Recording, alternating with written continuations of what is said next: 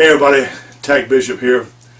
This is a video going out to my good buddy Serrgio45acp. He's having a giveaway contest. Not a contest, just a giveaway.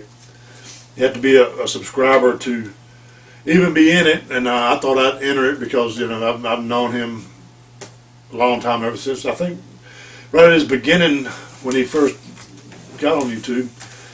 And I've entered all his other stuff, so I thought I'd do this too. But he wanted to tell a story, and most of my stories are of trucking.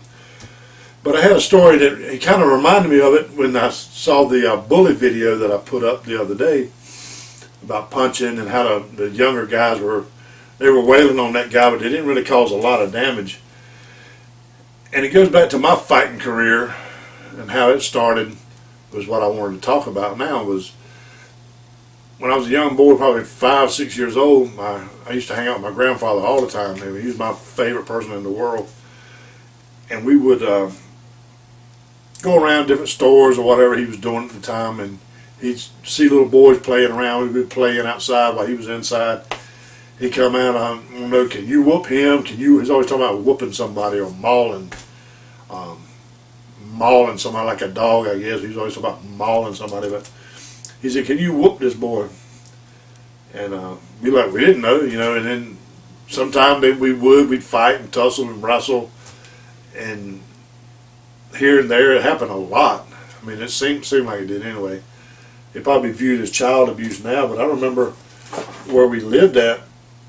He lived in a apartment complex, and there was lots of kids around, and I remember being there wrestling and fighting with all these guys and boys, and there were different ages. Some of the bigger ones wouldn't fight with you, but everybody about the same size would get out there and wrestle around, and all the parents were there watching, and they'd probably be all locked up today, by today's standards. But it taught me something that kids can't punch that hard, and it's not going to kill you to get in a fight at that age, I thought. But I went on through my whole school life with that attitude, getting fights here and there, and never really, I don't think, decisively winning anything, but I never got beat either until the 7th grade, maybe the latest part of the 7th grade. And thinking back on it now, I know the reason why I got beat so bad was there's this guy Nate. We were in gym class, and we had got into it of something, and he grabbed my arm, and it was like a vice or something just clamping down right here, just like crushing grip. And then he hits me with the other hand. I just go down, and I just couldn't believe it. I just stayed down. Couldn't believe that somebody was just actually that powerful. I've been hit by a car when I was in the 3rd grade, and that's what it felt like. It was just that much, boom, just unstoppable power. I never really understood it, but thinking back on it now, it was probably puberty, because at that age, I don't think I had reached puberty yet, and he probably had, because of his power and because of, I saw him later on when I was in my 40s. He was in the hospital in one of the waiting rooms, and I went over and spoke to him. I saw him down, down through the hallway, and I went all the way down there and spoke to him because I hadn't seen him since school.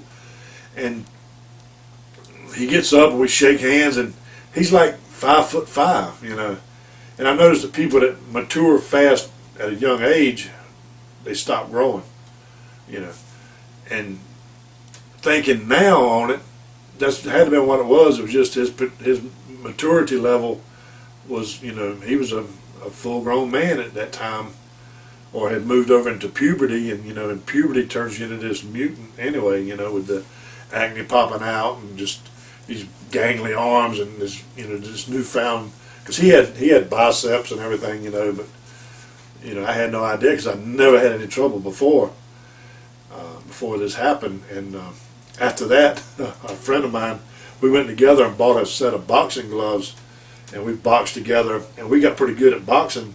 So if we ever got into a fight at school after that, like in the 9th, 10th grade, to keep from getting killed like that, we'd meet me after school tomorrow. We did those deals.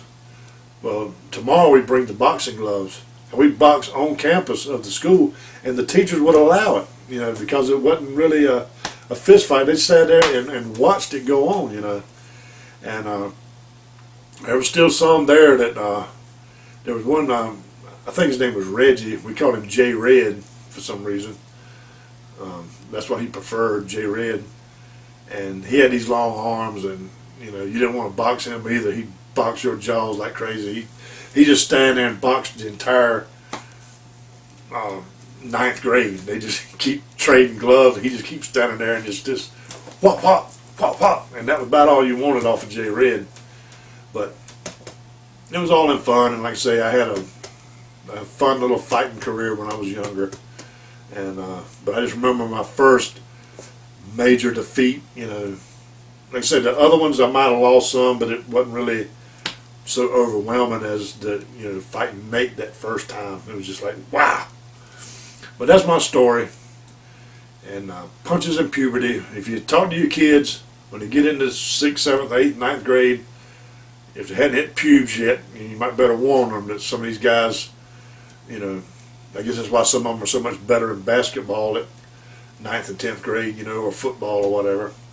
But I never really dawned on me until I saw this video the other day where those two little young guys were wailing on that old man, and they really didn't do a lot of damage to him. And I just attribute it to they just weren't strong enough yet, you know. I mean, they're probably full-grown boys, but it still takes a lot, you know, to really hurt somebody. But anyway, that's my story. And enjoy your channel, Sergio, and I'll put your link into the bottom of the contest like normal. And I'll talk with you guys later. Tag Bishop out.